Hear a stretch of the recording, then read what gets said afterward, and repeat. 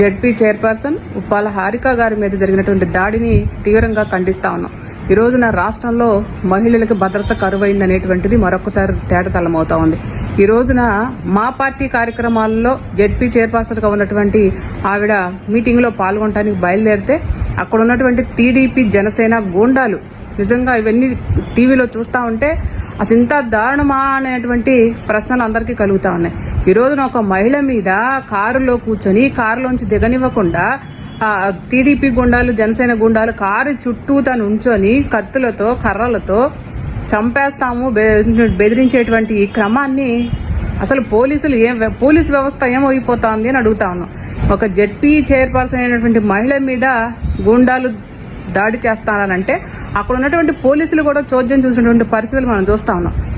మా పార్టీ సమావేశాలకు హాజరవకూడదా? మా పార్టీ సమావేశాలు నిర్వహించుకోకూడదా?